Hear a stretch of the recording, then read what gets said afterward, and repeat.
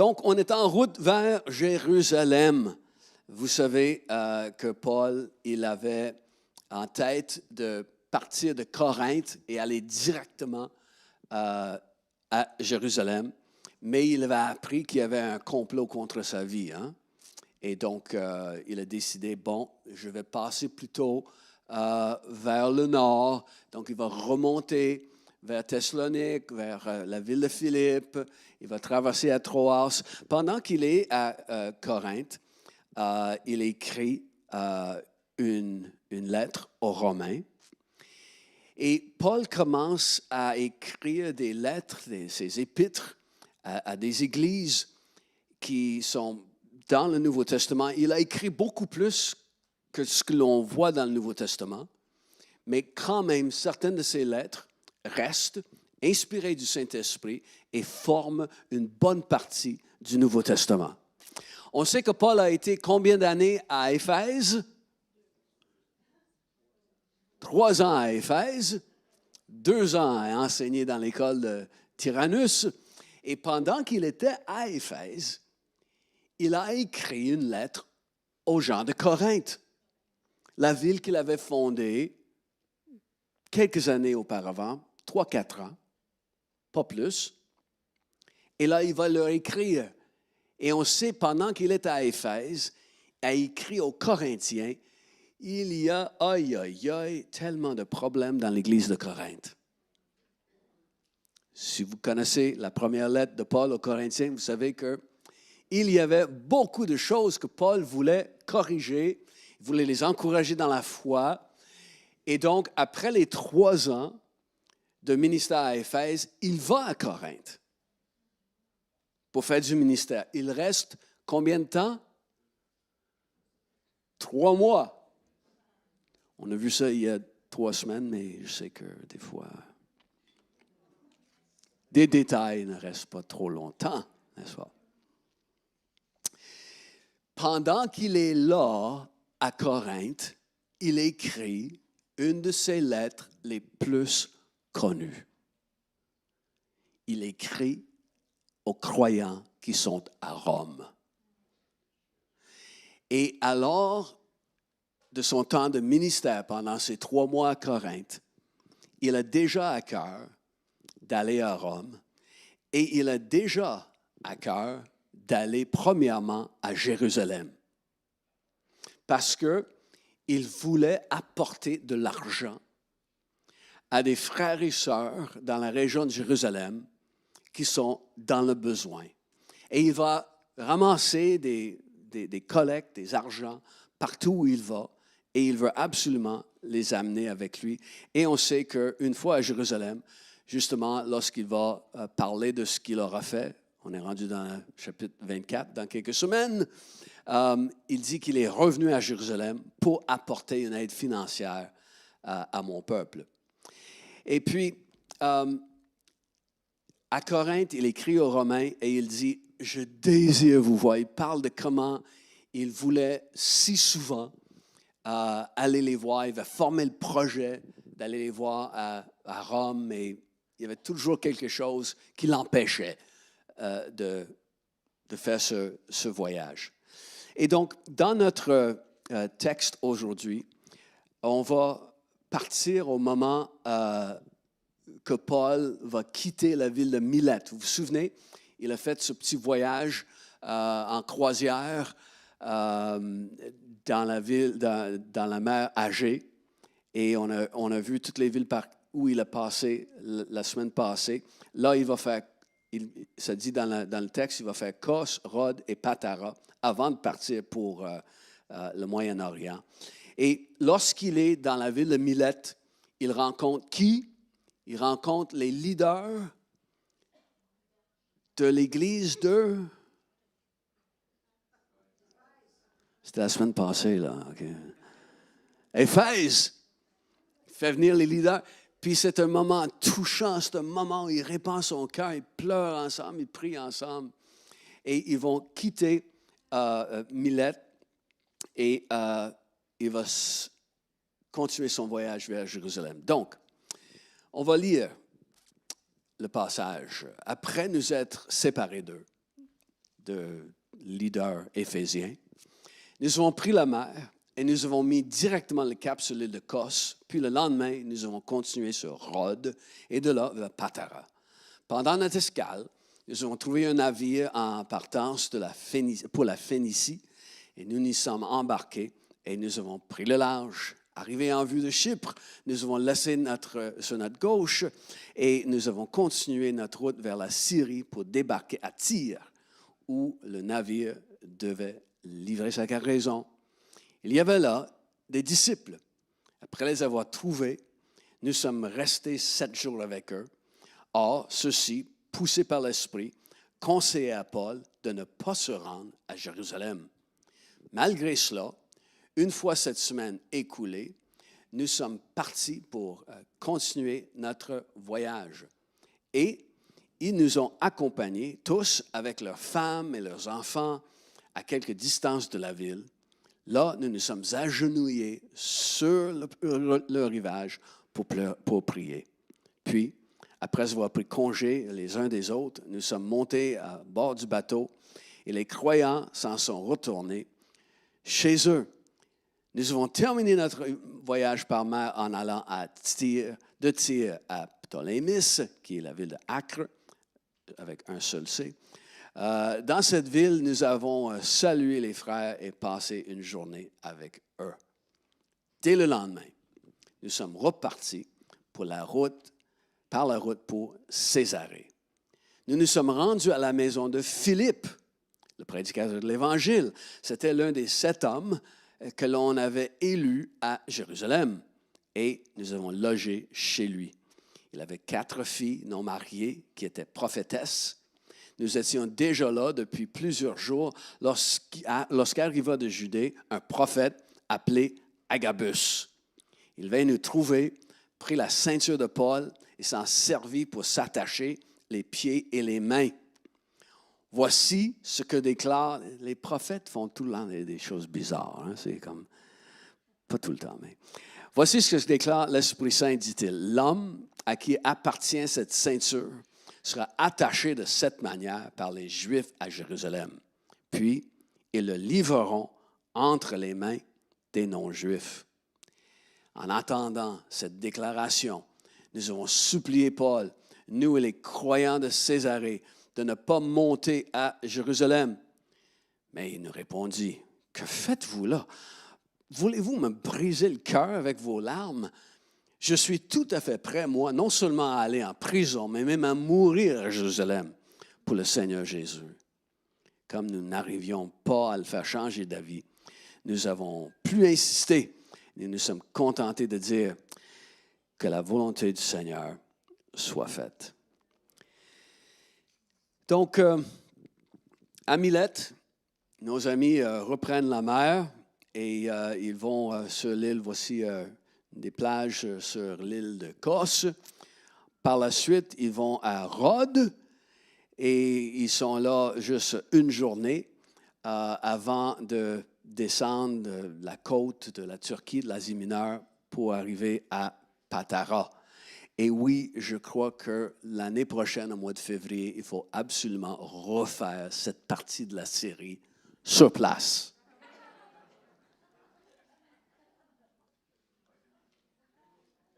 Peut-être prendre une vote.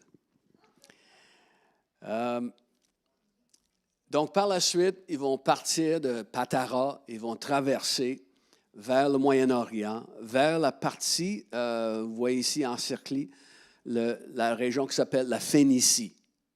Okay? Donc, dans l'Ancien Testament, on a parlé des Phéniciens, n'est-ce pas? Donc, ce qui est aujourd'hui le Liban, une partie du Liban. Et puis, c'est dans la ville de Tyr qu'ils vont débarquer. Et lorsque on arrive à Tyr, la Bible nous dit qu'il y avait des disciples dans la ville de Tyr. Je trouve ça intéressant. Je vais vous dire pourquoi tantôt. C'est que pendant qu'ils sont là pendant une semaine, les disciples ont commencé, poussés par l'Esprit, à conseiller à Paul de ne pas aller à Jérusalem. Ça fait déjà plusieurs villes avant Milette où Paul recevait un message que, hey, rendu à Jérusalem, il va y avoir du trouble pour toi. Ici, le mot peut être très bien aussi rendu en grec averti par l'Esprit. Donc, encore une fois, à Tyr, le Saint-Esprit intervient, le Saint-Esprit prend la peine de parler à ses enfants de ce qui va arriver à Paul.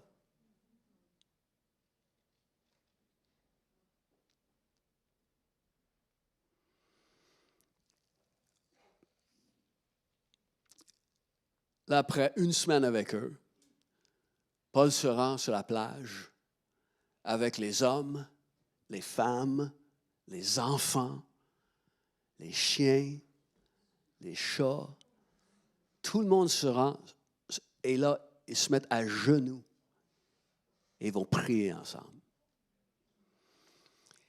Ils descendent un peu plus loin sur la côte, vers la ville de ce qui est aujourd'hui la ville de Acre, une ville très connue dans le temps des croisés. On a Jerry Bridget Thomas avec nous. Jerry qui a enseigné l'histoire de l'Église. Il connaît bien la ville de Acre dans le temps des croisés. Ville importante. Mais voici, il débarque là pour un jour. Et encore là, la Bible nous dit qu'il y avait des croyants là. Ce qui m'émerveille dans les détails de cette petite histoire, c'est de voir combien d'églises sont établies un peu partout. Combien d'histoires inconnues. Comment cette église a été fondée? Qui a fait ça? C'est qui les leaders qui sont là? Quels miracles sont passés dans cette ville-là? Toutes des choses qu'on ne connaît pas, qu'on va savoir un jour. La croissance de l'Église est phénoménale à l'époque et la croissance de l'Église de nos jours est encore plus phénoménale. Vous vous souvenez de la prophétie d'une récolte d'1 milliard d'âmes? Je parlais avec John Arnott il y a peut-être 2 mois de cela. Il m'a dit qu'il parlait dernièrement avec Gordon Robinson de CBN. C'est un organisme chrétien qui diffuse l'Évangile par télévision et toutes sortes d'autres médias. Ils sont affiliés aussi avec beaucoup de différents ministères dans le monde. Il a dit à John, dans l'année 2022, les ministères CBN et les ministères qui sont affiliés avec CBN dans le monde ont comptabilisé 480 millions de décisions pour Jésus dans la seule année de 2022. Et oui, c'est peut-être pas tout le monde qui va suivre le Seigneur par la suite. Et oui, il y a peut-être eu des gens là-dedans qui ont glissé, c'était pas la première fois, mais quand même, la croissance de l'Église dans notre monde est phénoménale.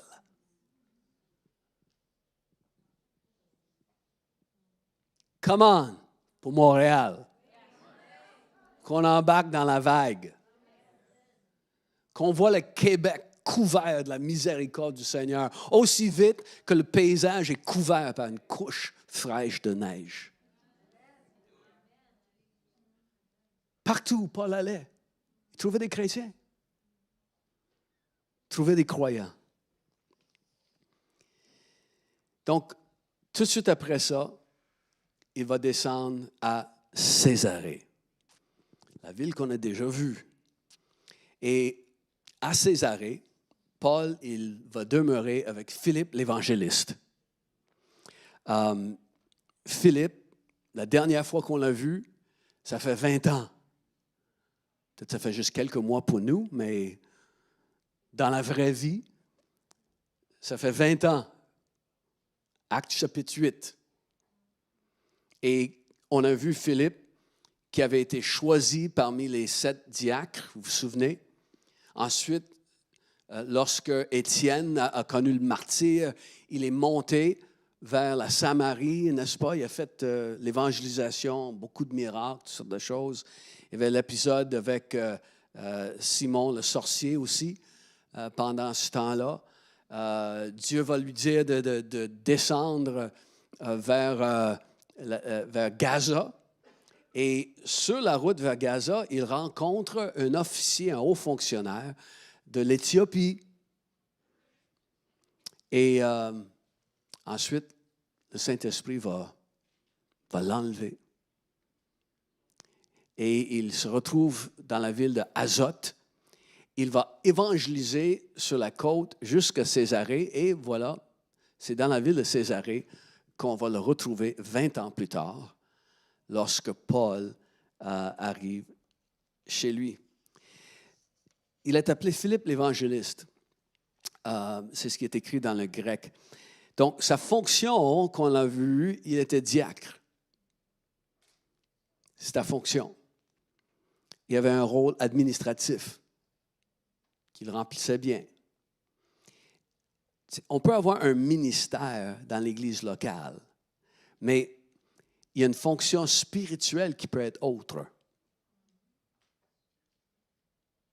Donc, c'est bon de servir tes frères et sœurs. Et un ministère spirituel va se développer ou va se voir. Donc, après quelques jours, le prophète Agabus, il arrive et il va dire à Paul, « Hey, est-ce que je peux prendre ta ceinture? » Donc, il prend la ceinture, faite en tissu, bien sûr, et là, il va s'attacher les pieds avec et les mains. Il va se ligoter comme ça et dire que l'homme à qui cette ceinture appartient, mais c'est ça qui l'attend à Jérusalem.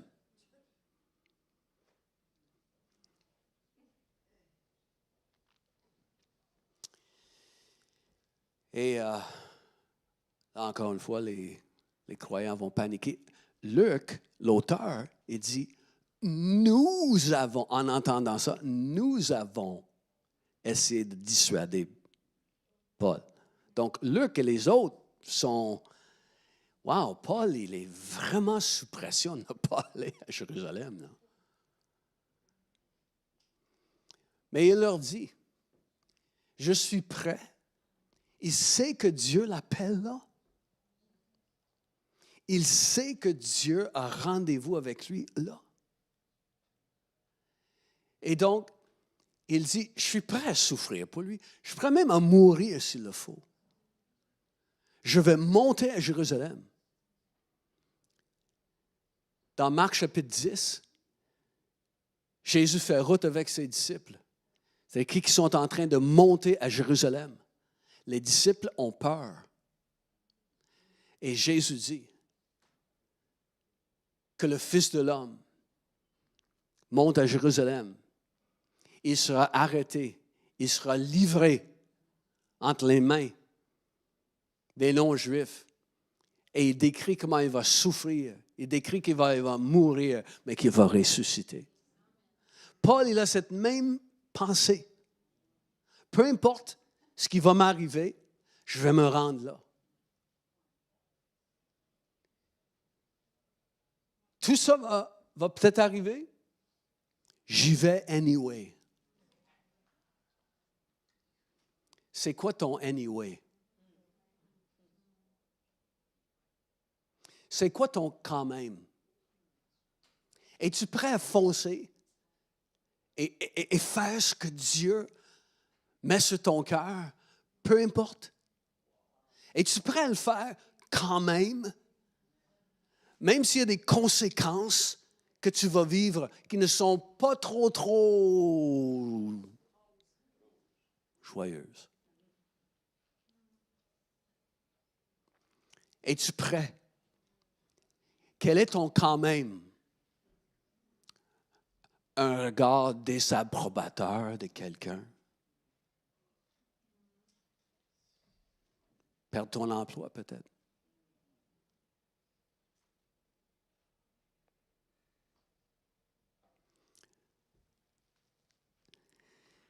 Agabus va illustrer qu'est-ce qui va arriver à à Paul, mais Paul est déterminé. Donc, il part à pied vers Jérusalem.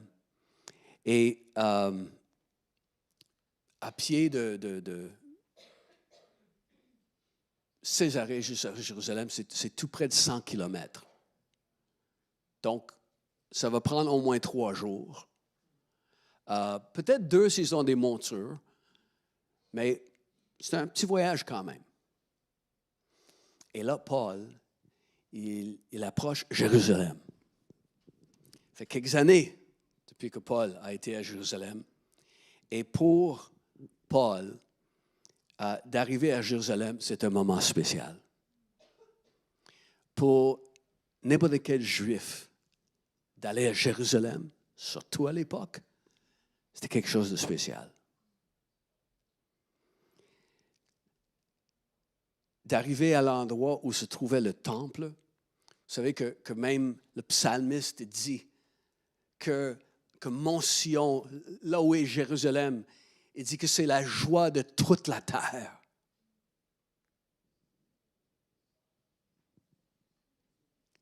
Il dit c'est la ville du grand Dieu. Et là, Paul, sûrement ému d'être de retour à Jérusalem, oui, il est humain, avec certaines trépidations à cause du fait qu'il sait qu'il y a du trouble qui s'en vient. Il se rend à Jérusalem.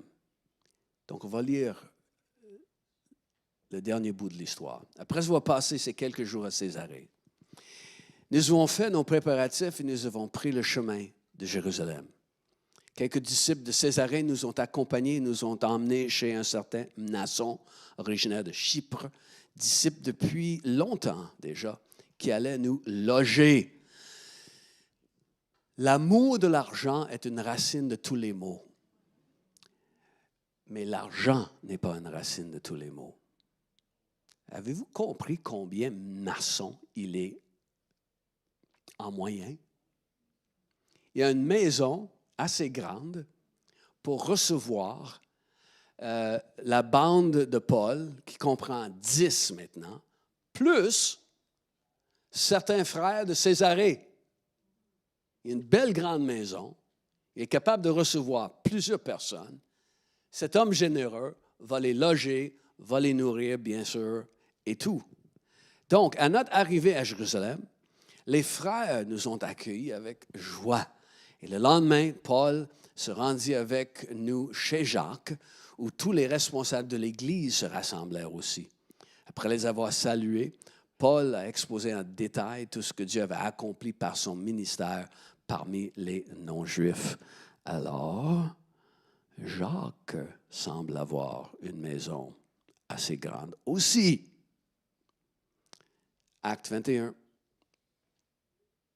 nous dit que ces gens qui servaient le Seigneur étaient assez riches. En l'écoutant, les leaders louaient Dieu. Puis, ils ont dit à Paul, « Vois-tu, frère, combien de milliers de Juifs sont devenus croyants? Et tous sont très attachés à la loi de Moïse. » Donc, on se souvient que plusieurs dans la région de Jérusalem et dans la ville avaient accepté le Seigneur. Et parmi eux se trouve un certain pourcentage, c'est des Juifs de naissance, qui sont restés attachés à certaines coutumes. Ils observaient certains rites qui étaient dans la loi de Moïse. Aujourd'hui, je connais des Juifs messianiques.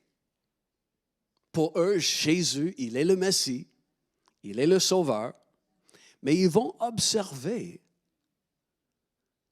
certaines pratiques dans la religion juive encore. Il ne faut pas se surprendre de ça. Même Paul,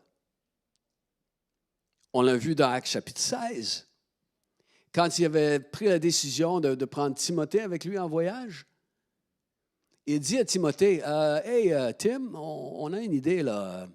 tu vas venir avec nous sur le prochain voyage. Ah oui, ça me ferait plaisir. Excellent. Donc, une chose, par exemple. Demain matin, je vais te circoncire. Say what?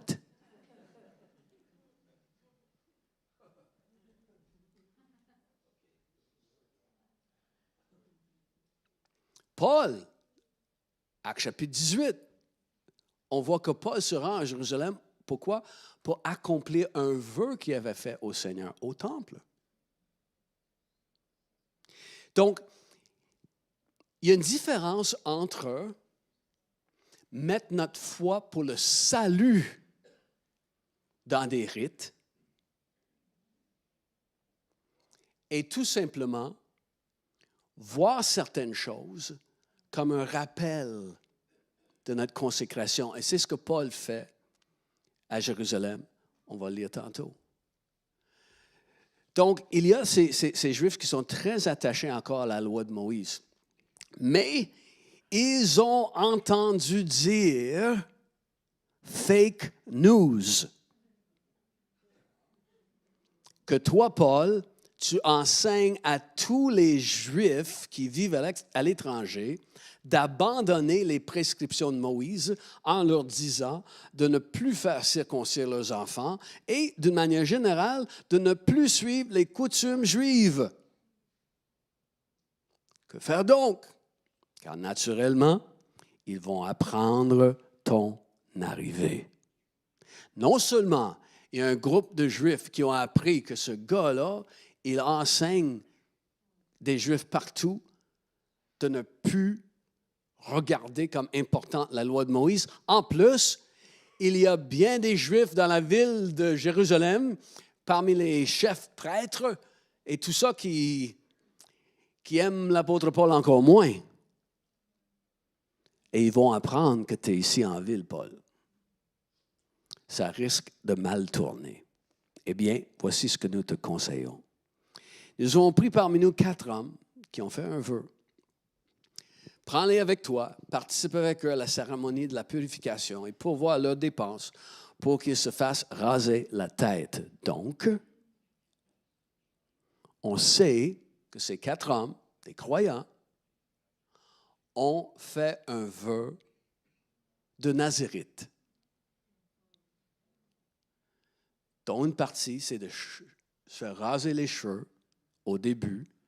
Et là, pendant tout le temps de notre vœu, on ne peut pas laisser un rasoir nous toucher la tête ou la barbe. Samson, un vœu pour la vie, n'est-ce pas? Il ne fallait pas qu'un rasoir lui touche la tête. Mais des gens prenaient des vœux où ils se consacraient à Dieu pour un temps de prière, peut-être ils cherchaient quelque chose de spécial, mais les gens faisaient des vœux encore à l'époque du Nouveau Testament. Et voici 4 jeunes croyants. Et ils n'ont pas l'argent, parce que ça coûte cher de faire un vœu de naziréen. Vous regarderez ça dans les nombres. Ça coûte très cher. Donc ils disent, Paul, toi tu vas aller avec eux et tu vas payer pour eux. Donc tu vas participer ainsi à leur démarche envers le Seigneur et les gens vont comprendre que, dans le fond, ils respectent encore.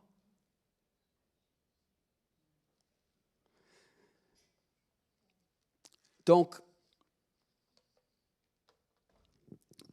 ça finit ainsi. Le lendemain donc, Paul emmena ces hommes et participa avec eux à la cérémonie de la purification. Puis, il entra dans la cour du temple où il déclara à quelle date la période de la purification sera achevée, c'est-à-dire à quel moment on offrirait le sacrifice pour chacun d'eux. Il va les faire entrer dans les parvis du temple. C'est là qu'on va les retrouver la semaine prochaine. Et d'autres fake news vont affecter ce qui arrive. Si Paul avait pressenti des difficultés, même avant que les gens commencent à lui parler de ce qu'il attendait, voici, encore une fois, pendant qu'il est à Corinthe, donc à quelques mois à peine avant ce qui arrive ici, parce que Paul est à Corinthe, il veut aller directement à Jérusalem, il apprend qu'il y a un complot contre sa vie, donc il décide de remonter par la Grèce. Hein? Pendant qu'il est à Philippe, la Bible nous dit qu'ils ont passé Pâques dans la ville de Philippe. Ils ont passé Pâques dans la ville de Philippe. Ensuite, Troas, pendant une journée, Eutychus tombe en bas de la fenêtre. Ensuite, le voyage continue. On est rendu à Tyr, à Acre, Césarée, Jérusalem. Combien de jours entre Pâques et la Pentecôte? 50. Donc, il est à Philippe 50 jours avant. Il était monté de Corinthe à Philippe. Pendant qu'il est à Philippe, il écrit aux Romains. Ce qu'il écrit aux Romains, et alors juste quelques mois, 2, 3 mois, avant d'arriver à Jérusalem. Et voici ce qu'il écrit aux Romains, 2 ou 3 mois avant. Je vous en supplie, frères et sœurs, par notre Seigneur Jésus-Christ. Je n'ai pas le verset là. Je vous en supplie, frères et sœurs, par notre Seigneur Jésus-Christ et par l'amour de l'Esprit, combattez avec moi en adressant à Dieu des prières en ma faveur. Priez afin que je sois protégé des incrédules de la Judée et que l'aide que j'apporte à Jérusalem soit bien accueillie par les croyants. Ainsi, je pourrais venir chez vous dans la joie, si c'est la volonté de Dieu, et trouver un peu de repos au milieu de vous. Je sais qu'il y a des choses, me dit. Vous êtes capable d'avoir un peu de repos chez vous. Mais les vacances ne sont pas pour tout de suite, pour Paul. Il pressentait déjà, avant même que les prophètes commencent à lui parler. Et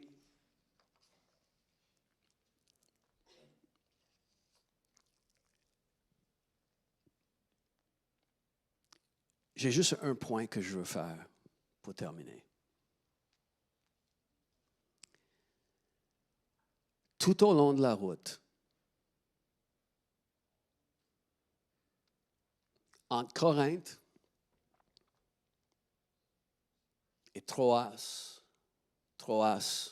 Milette, rencontre des effets, tout au long, le Saint-Esprit intervenait. La présence même de Dieu, il faut comprendre ça, c'est la présence de Dieu qui vient sur quelqu'un et révèle, voici ce qui attend Paul. Et pour la balance du voyage, tout au long, le Saint-Esprit intervient. La présence de Dieu se manifeste par une révélation, une parole, pour dire à Paul ce qui va arriver. Les prophéties, les paroles de connaissance, des avertissements sont tous des preuves de la présence de Dieu dans la vie de Paul. Ce sont des marques de sa présence. Ce sont des démonstrations, des signes que Dieu est avec lui.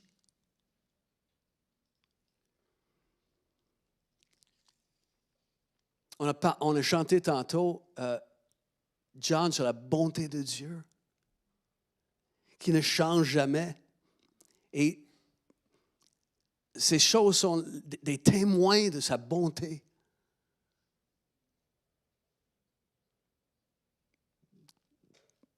des soins dans le cœur de Dieu pour Paul.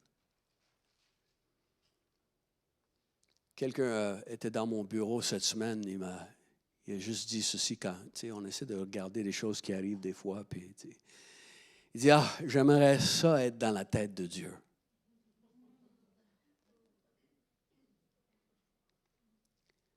Puis la pensée qui m'est venue, c'est que ça, c'est peut-être pas possible, mais tu es toujours dans le cœur de Dieu.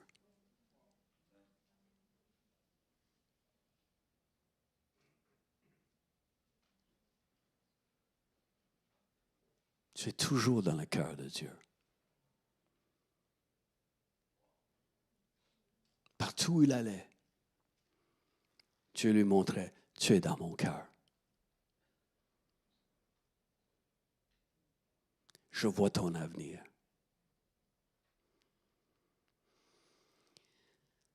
Pendant les moments sombres que Paul allait vivre, se rappeler les expériences qui révélaient le cœur de Dieu pour lui tout au long de sa route vers Jérusalem, tout ça allait devenir une grande source d'encouragement. Rendu à Jérusalem. Des difficultés attendaient Paul. On va les voir dans les prochaines semaines. Mais Dieu le savait. Là, Paul vit des bons moments. Il est en voyage, en croisière, sur la Méditerranée. Il rencontre des bons frères et sœurs. Ils ont bon temps de prière ensemble. C'est des bons moments. Mais des moments pénibles attendent. Dieu le sait, Dieu le voit. Et Dieu démontre qu'il est avec Paul aujourd'hui à Césarée, tout comme il sera avec lui à Jérusalem. Où est-ce que je m'en vais avec mes skis? Il ne faut jamais arriver à la conclusion que les difficultés auxquelles tu fais face sont un signe que Dieu t'a abandonné.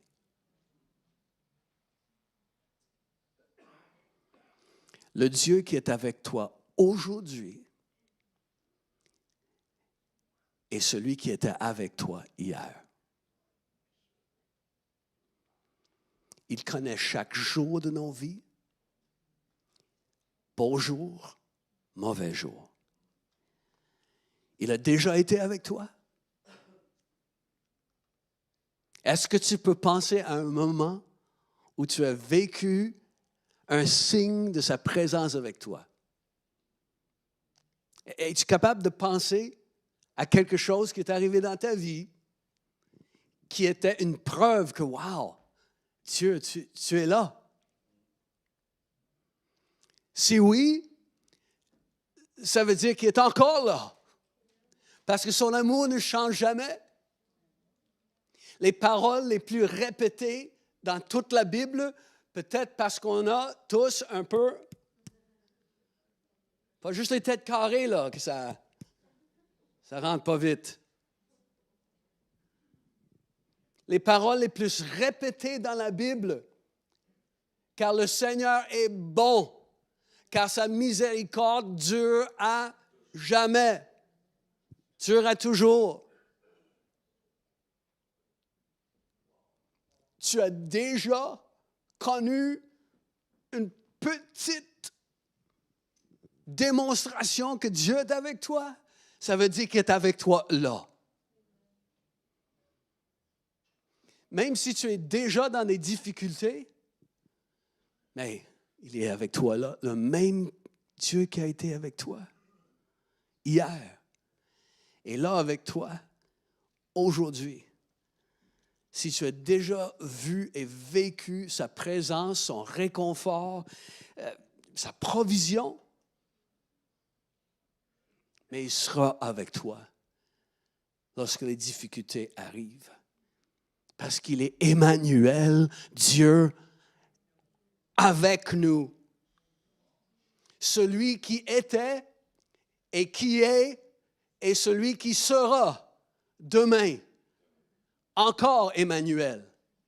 Celui qui était Emmanuel et qui est Emmanuel sera Emmanuel, Dieu avec toi demain. Peu importe comment ça sera demain. Et comme Jacques a dit, toute grâce excellente, tout don parfait descend d'en haut, du Père des Lumières, chez qui il n'y a aucun changement ni ombre de variation. Dans des termes peut-être plus familiers, Jésus-Christ le même hier, aujourd'hui et éternellement.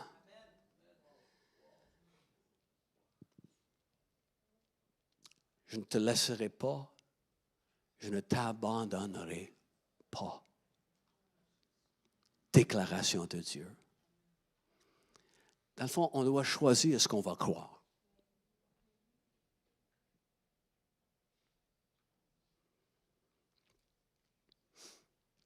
Et Paul, encore une fois, il y a 2 ou 3 mois avant d'arriver à Jérusalem, il venait tout juste d'écrire aux Romains.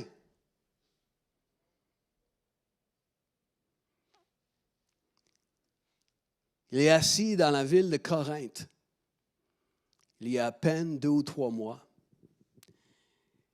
et il écrit aux Romains, nous savons du reste que toute chose, tout ce qui peut arriver, Dieu prend tout ça pour que le bien arrive dans nos vies. C'est ce qu'il avait écrit aux Romains. Alors qu'il écrit ça, juste quelques lignes plus loin, il dit la fameuse phrase, « Qu'est-ce qui pourra nous séparer de l'amour de Christ? La détresse ou l'angoisse, la persécution, la faim, le péril, l'épée? Mais dans tout cela, nous sommes bien plus que vainqueurs par celui qui nous a aimés. Oui, j'en ai l'absolue certitude. Ni la mort, ni la vie, ni les anges, ni les dominations, ni le présent, ni l'avenir, ni les puissances, ni ce qui est en haut, ni ce qui est en bas, ni aucune autre créature, rien ne pourra nous séparer de l'amour de Dieu révélé en Jésus-Christ notre Seigneur. Il écrit ça aux Romains, là.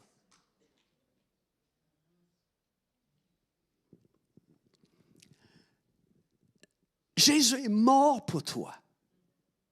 C'est déjà le signe le plus grand qui crie le plus fort. Je t'aime. Il est mort pour toi. Son sang a été versé pour que tu sois lavé de tout péché, que tu sois réconcilié avec le Père, que tu connaisses la vie éternelle. Tout ça parce qu'il t'aime. Et rien ne pourra te séparer de l'amour de Dieu révélé en Jésus-Christ. Rien.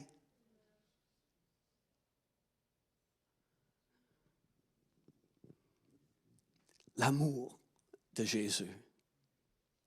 L'amour de Dieu. L'amour de Dieu englobe tout, ne change jamais, est incomparable, est insondable. L'amour de Dieu, à quel point Dieu t'aime, c'est le fondement de notre foi en un Dieu qui est bon et dont la miséricorde dure à toujours.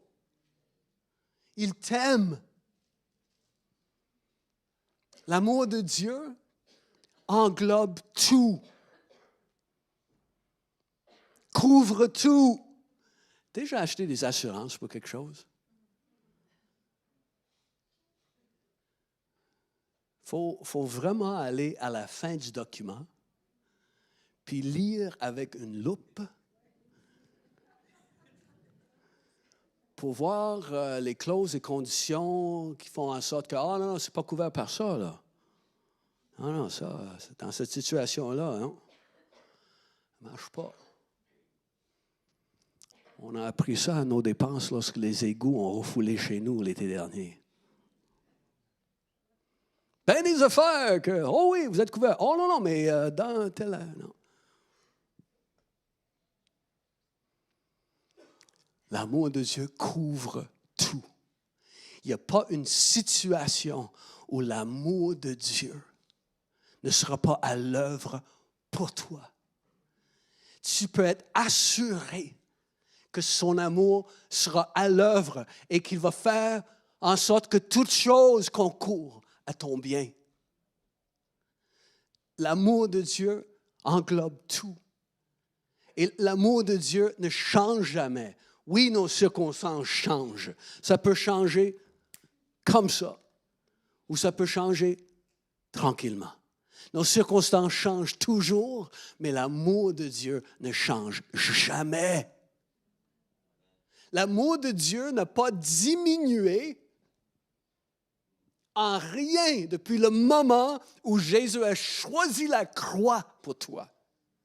L'amour de Dieu n'a pas diminué d'une miette.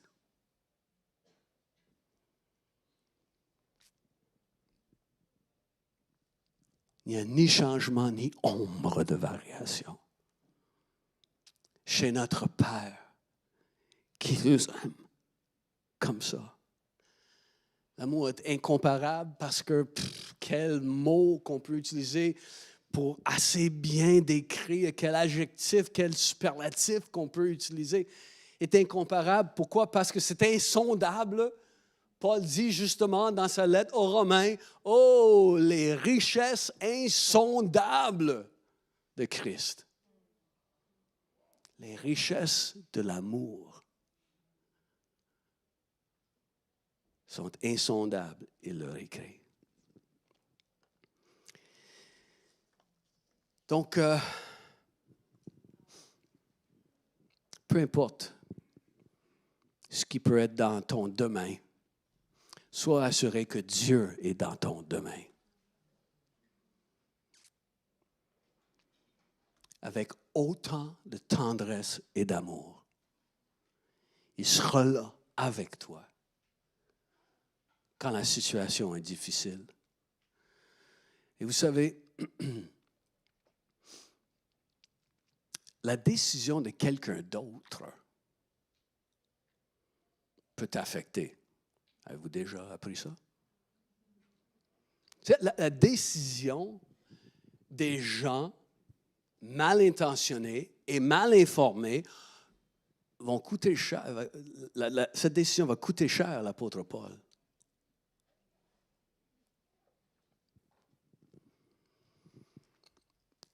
Et des décisions qui sont complètement hors de notre contrôle peuvent nous affecter. Il va y avoir des mises à pied au travail. Ou peut-être la Banque du Canada augmente encore les taux d'intérêt. Ou peut-être il y a un voleur qui arrive chez nous. Peut-être qu'il y a un conjoint qui trompe. Un arnaqueur qui arrive dans... Tellement de choses. Peut-être qu'il y a un chef de gouvernement étranger qui décide d'envahir ton pays.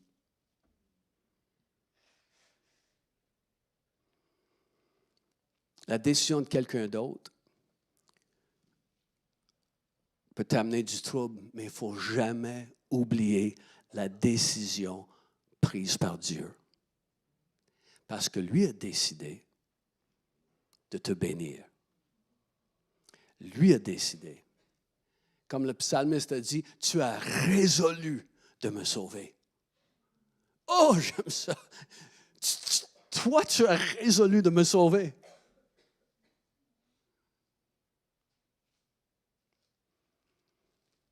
Il a décidé d'être avec toi, de te bénir, de te garder, de faire luire sa face sur toi, de t'accorder sa grâce, de tourner sa face vers toi et te donner la paix.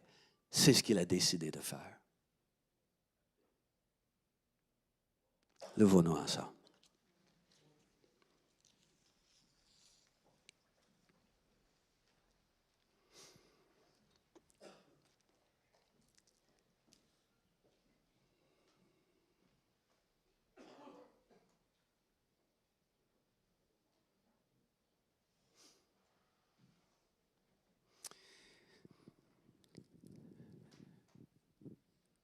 Je veux prier pour un ministère du Saint-Esprit envers nos cœurs. Une révélation, une intervention de Dieu où il révèle son amour et sa présence. Mais juste avant, est-ce qu'il y a des gens ici, tu n'as jamais donné ta vie à Jésus? Tu n'as jamais vraiment compris qu'il était mort à ta place sur la croix. Et il veut devenir ton sauveur. Jésus qui est mort sur la croix, il veut devenir ton sauveur personnel. Il veut que tu saches que tu es entièrement pardonné. Il veut te donner une nouvelle vie où tu vas connaître l'amour de Dieu. Il veut que tu connaisses à quel point il t'aime et comment il veut te bénir. Si tu es ici et tu n'as jamais ouvert ton cœur à Jésus pour lui donner ta vie et recevoir son pardon, juste lève ta main là où tu es. Je vais la voir et tu peux la baisser par la suite. Je veux prier pour toi. N'importe où dans la salle, tu lèves la main en disant, Pasteur, aujourd'hui, je veux ouvrir mon cœur à Jésus. Je veux ouvrir mon cœur, qu'il devienne mon sauveur. C'est quelqu'un aujourd'hui qui veut prendre cette décision avant d'aller plus loin. Saint-Esprit tire sur les cordes de ton cœur. Il tire parce qu'il veut attirer ton cœur vers lui. Je me souviens le jour où la première fois j'ai été dans une église comme la nôtre, c'était en 1922. Et je me souviens, lorsque le pasteur en avant a dit, est-ce qu'il y a quelqu'un qui a besoin de Jésus? Lève ta main. En dedans de moi, mon cœur s'est mis à battre tellement fort. Je vivais une tension à l'intérieur. Je ne savais pas qu'est-ce qui arrivait. Aujourd'hui, je sais. Le Saint-Esprit essaie de m'attirer vers lui.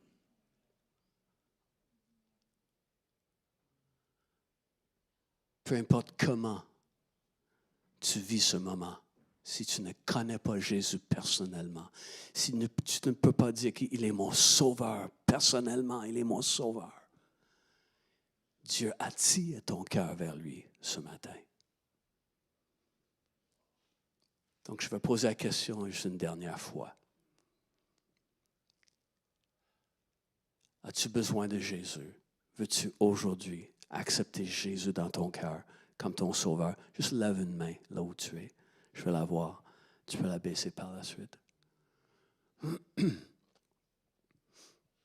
N'importe où dans la salle. Donc, Seigneur, merci. Merci parce que tu es mort pour nous, à notre place, pour nous garantir une place dans ton cœur. On ne peut pas toujours comprendre ce qui se passe, ni comprendre ta pensée, ni être dans ta tête, mais on sait qu'on est dans ton cœur.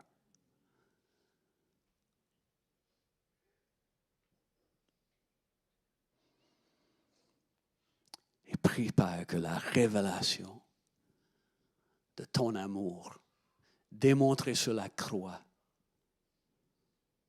devienne de plus en plus claire pour chacun qui entend ma voix aujourd'hui.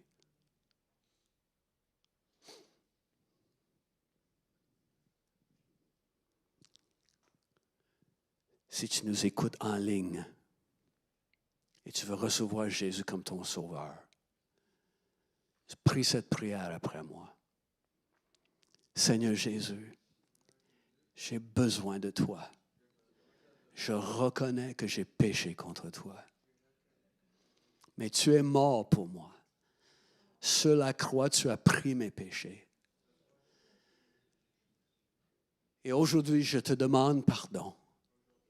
Entre dans ma vie, Jésus. Lave-moi de toute faute et de tout péché. Je te donne ma vie, Jésus. Je vis pour toi à partir d'aujourd'hui. Amen. Amen. Si en ligne, vous avez prié cette prière, écrivez-nous. On aimerait ça vous remettre la littérature pour vous aider dans votre nouvelle vie avec Jésus. Et là, juste avant de partir, y a-t-il une situation où tu as besoin de cette assurance que Dieu est avec toi? J'ai à cœur de prier que Dieu vienne encore une fois intervenir, comme il a fait pour Paul, fois après fois. Une fois aurait été assez. Mais non, des fois, on a besoin de l'entendre et entendre et entendre. Donc, as-tu besoin d'être rassuré qu'il est avec toi? Que son amour est à l'œuvre pour faire concourir toutes choses pour ton bien.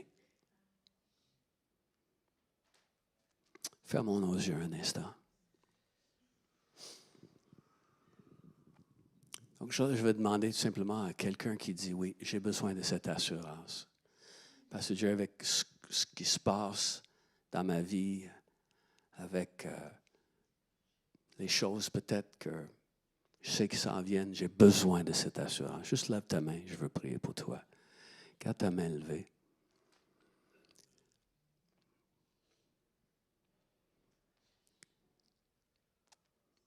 J'ai besoin de cette assurance. J'ai besoin que le Saint-Esprit, le Consolateur, qui vienne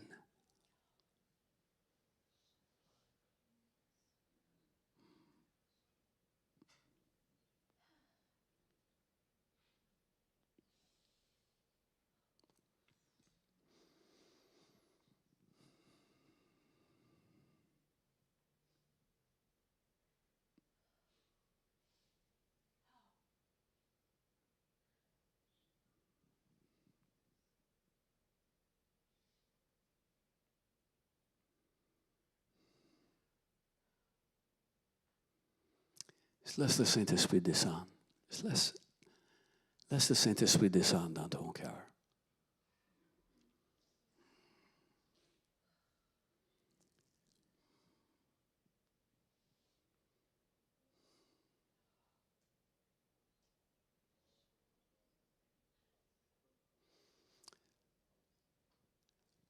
Saint-Esprit, tu es le parfait consolateur. Et je demande aujourd'hui, pour chacun de tes enfants qui cherchent une force en toi aujourd'hui, viens accorder quelque chose de spécial. Je prie que tu interviennes.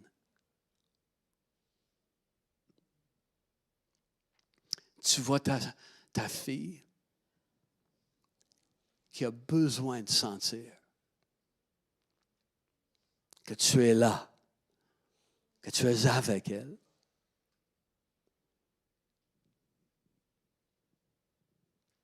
Tu vois ton fils qui a besoin de savoir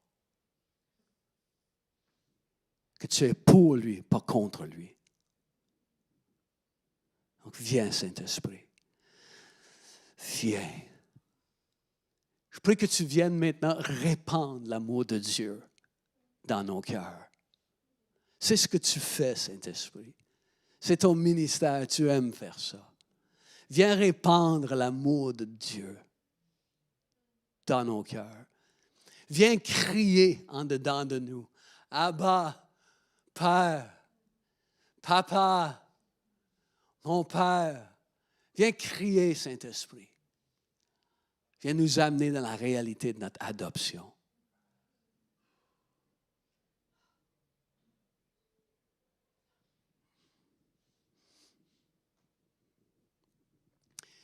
Et maintenant, juste répète ceci après moi.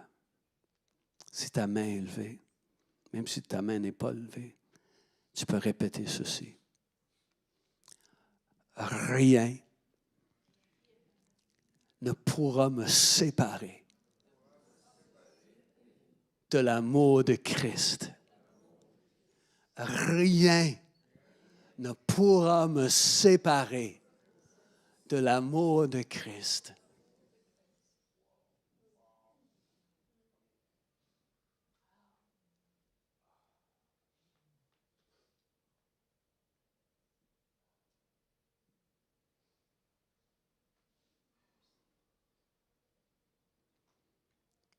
Je répète encore alors qu'on continue dans une prière. Saint-Esprit, tu es avec moi. Tu seras avec moi demain.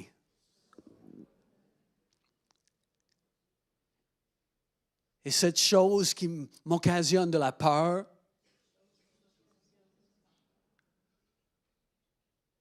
tu vas être avec moi quand je fais face à cette chose. Je ne sais pas comment tu vas le faire, mais je vais passer au travers parce que tu es avec moi. Merci de ta force. Et je choisis de croire. Saint-Esprit, je choisis de croire ce que tu as inspiré à l'apôtre Paul. Rien ne pourra me séparer de l'amour de Dieu qui est révélé en Jésus-Christ. Je choisis de croire ça. Je choisis de croire que tu es bon et que ta miséricorde dure à toujours.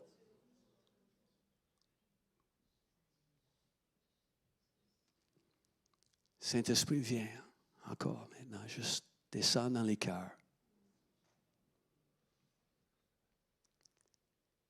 Que tu interviennes. Tu sais comment faire, Saint-Esprit. Tu le fais de mille et une façons. Interviens aujourd'hui et demain. Au lendemain, au surlendemain. Interviens. Car tu es bon.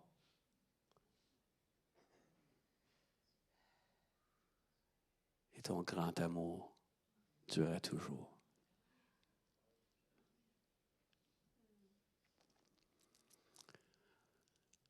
Amen.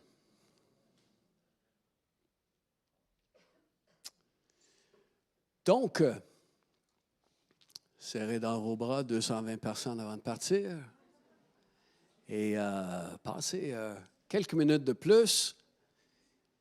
Il y a de la soupe, il y a du café, il y a aussi un ministère. Est-ce qu'il reste des places pour... c'est la semaine prochaine. Ah oui. Inscrivez-vous pour Flow, c'est pour la semaine prochaine. C'est ça. Dieu vous bénisse. Si vous avez été avec nous en ligne, passez une belle semaine. Merci d'avoir été avec nous ce matin. Si vous avez des questions sur ce que vous avez entendu aujourd'hui ou simplement vous aimeriez en savoir plus sur la foi chrétienne en général ou encore sur qui on est en tant qu'Église, n'hésitez pas à nous envoyer un courriel à montréal@catchdefer.com. Vous pouvez aussi nous joindre au travers de la page Facebook en nous envoyant un message privé. Si vous avez aimé le contenu de la réunion d'aujourd'hui, vous pouvez nous suivre de semaine en semaine pour rien manquer de nos réunions. Vous pouvez le faire en vous abonnant à notre chaîne YouTube ou en nous suivant sur notre page Facebook.